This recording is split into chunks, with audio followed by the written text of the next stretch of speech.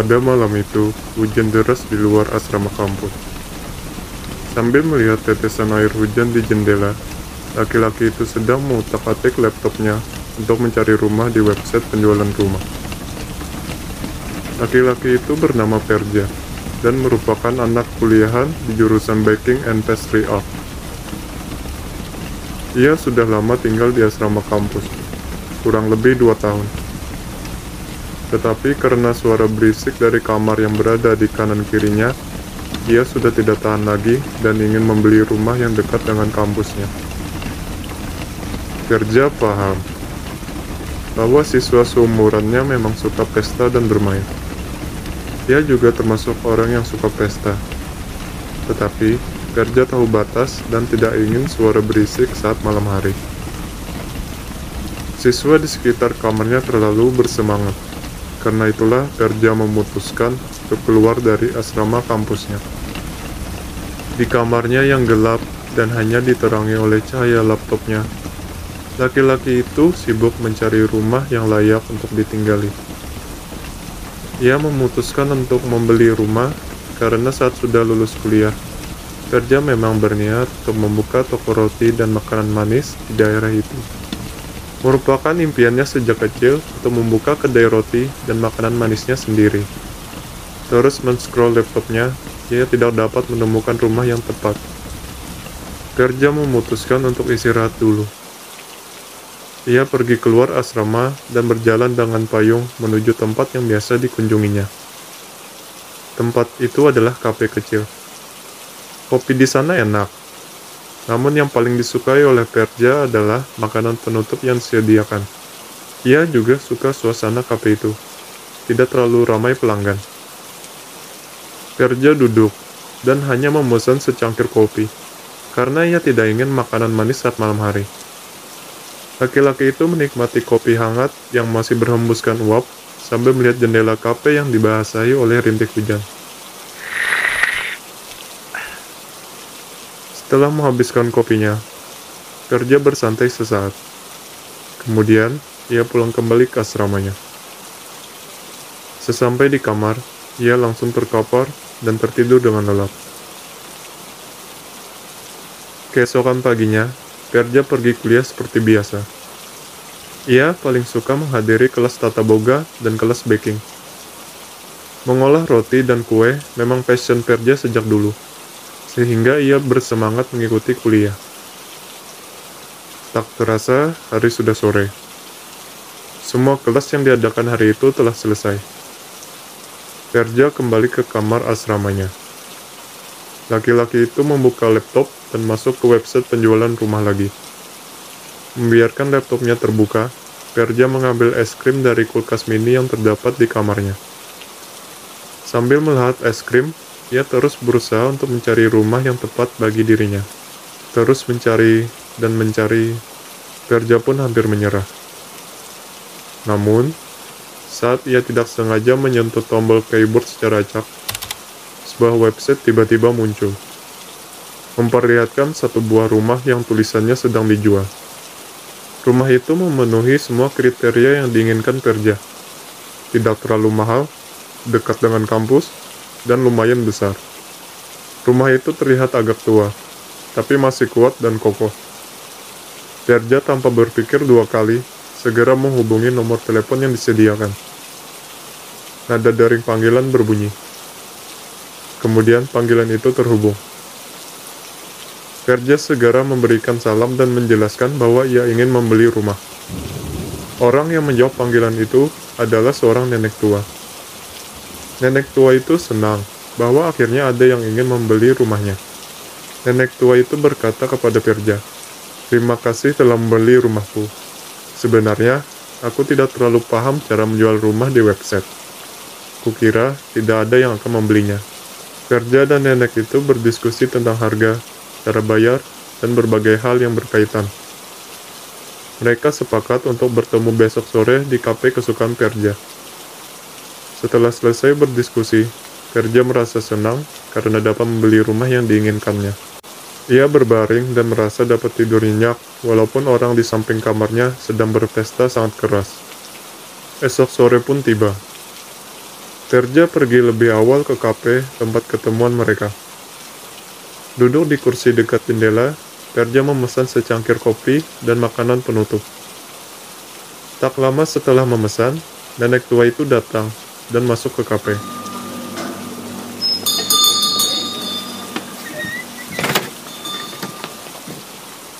Perja melambai-lambai ke nenek tua itu.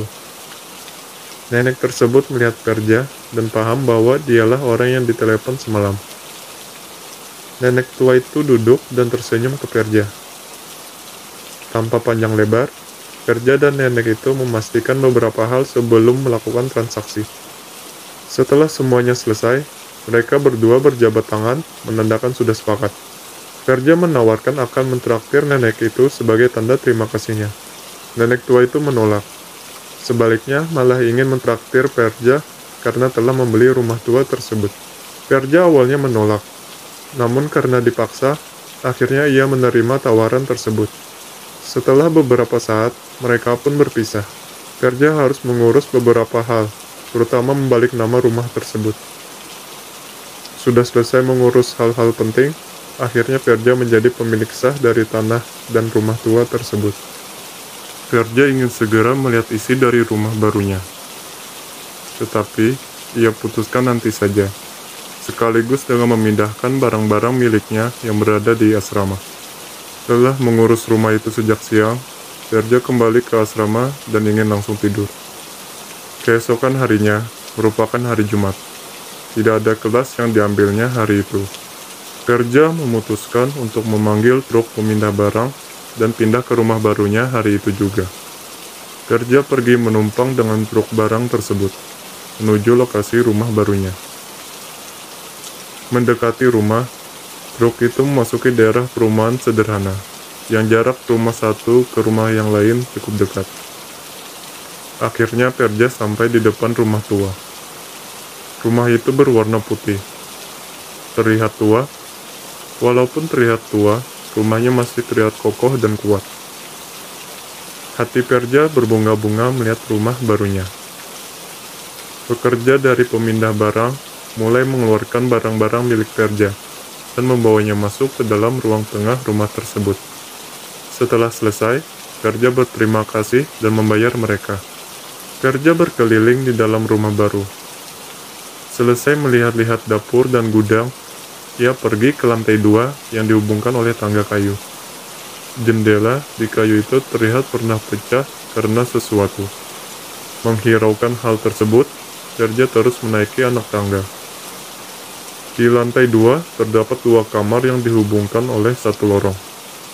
Perja memeriksa 2 kamar itu secara bergantian. Ternyata, kamar pertama memiliki ruangan yang lebih luas. Maka dari itu, Perja memutuskan untuk menggunakan kamar pertama sebagai kamarnya. Hanya membawa barang-barang yang diperlukan di kamar tidur barunya, ia meninggal barang-barang dan perabotan lain yang tersisa di ruang tengah. Perja memutuskan untuk merapikan sisanya nanti saja. Sibuk menata kamar barunya, tak terasa hari sudah malam.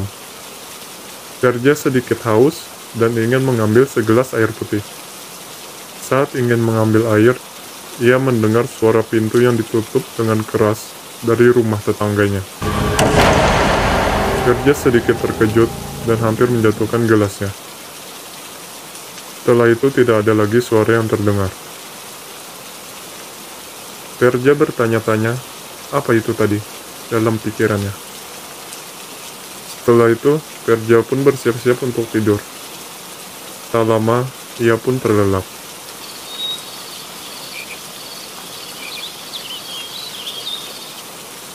Suara yang terdengar pada malam kedua adalah suara piano yang terdengar cukup menakutkan.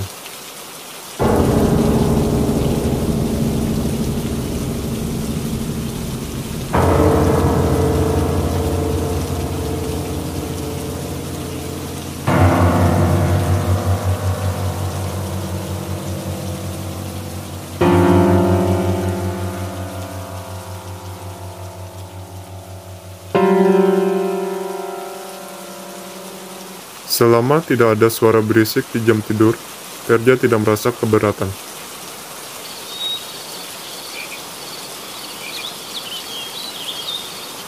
Pada malam kali ini, terdengar suara orang sedang mengetik di sebuah mesin ketik tua.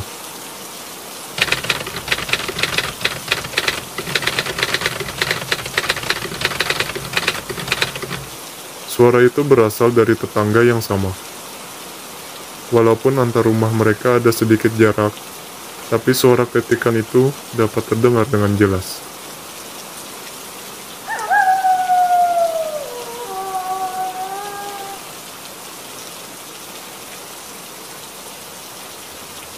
Pada malam berikutnya, terdengar hal yang mengejutkan.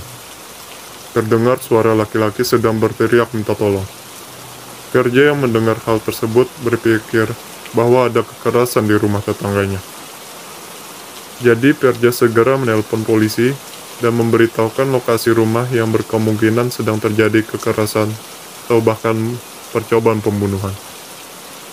Setelah melaporkannya ke polisi, suara minta tolong itu terdengar lagi, namun sekarang lebih pelan. Verja berpikir jika polisi datang, pasti sudah akan terlambat. Jadi ia memberanikan diri untuk menolong tetangganya. Verja mengeluarkan pistol setrum listrik yang disimpannya untuk berjaga-jaga. Berlari ke pintu rumah tetangganya, ia berusaha mendobrak pintu rumah itu. Namun, pintunya terbuka sendiri. Alangkah terkejutnya Verja saat melihat ruang tengah rumah tersebut. Itu sama persis seperti rumah barunya. Tetapi, di rumah tetangganya itu, terdapat sebuah piano yang menghadap ke jendela. Sempat teralihkan oleh kemiripan rumah mereka, Verja segera memfokuskan diri lagi dan segera berlari ke lantai 2 di mana asal suara minta tolong terdengar. Verja segera memfokuskan diri lagi dan segera berlari ke lantai 2 di mana asal suara minta tolong terdengar. Verja tanpa sadar melewati jendela pecah dan tempat tidur yang sama persis seperti di rumahnya. Terdengar lagi suara minta tolong pelan dari kamar yang berada di ujung lorong. Verja bersiap-siap untuk masuk. Mendobrak dengan tiba-tiba, Verja mengarahkan pistol tasernya ke ruangan. Namun ruangan itu kosong. Terdapat sebuah tangga vertikal yang menghubungkan kamar itu dengan loteng. Terdengar suara kursi yang jatuh di atas. Verja berpikir, pasti orang yang meminta tolong berada di ruangan loteng itu. Verja perlahan-lahan menaiki tangga itu. Setelah di atas, terdapat pintu yang memisahkan ruangan loteng dan tangga tersebut. Verja menyiapkan diri dan mendobrak pintu itu. Saat ia yakin akan melihat orang yang meminta tolong, ternyata tidak ada siapa-siapa di ruangan itu. Melainkan hanya sebuah kursi goyang dan sebuah tali di atasnya. Di sudut ruangan, terdapat mesin ketik tua dan kertas yang terpasang. Sepertinya ada orang yang telah mengetik sebuah tulisan sebelumnya. Verja mengambil kertas itu dan membacanya.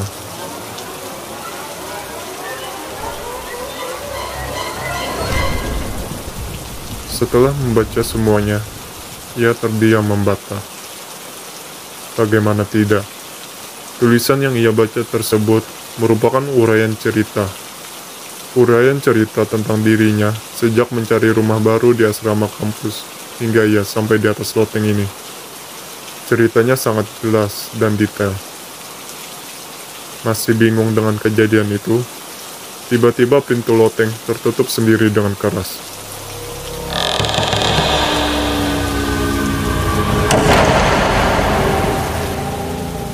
Verja terkejut.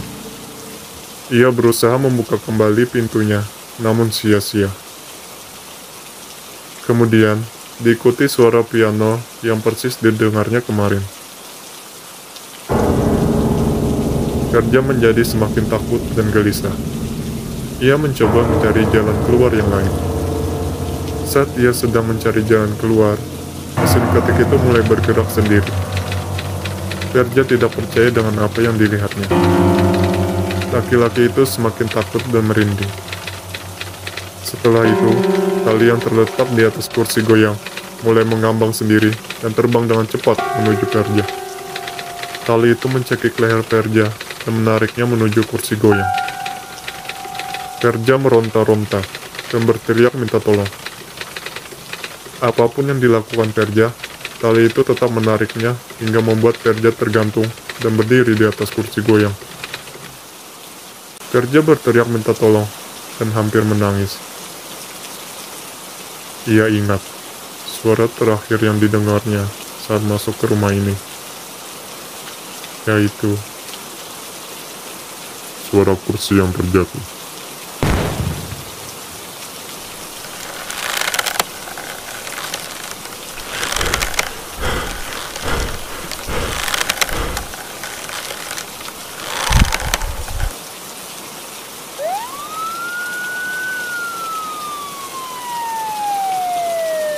Tak lama kemudian polisi datang.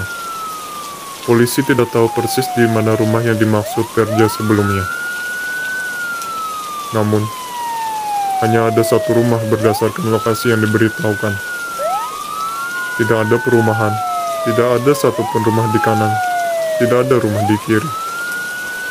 Kecuali rumah tua berwarna putih itu.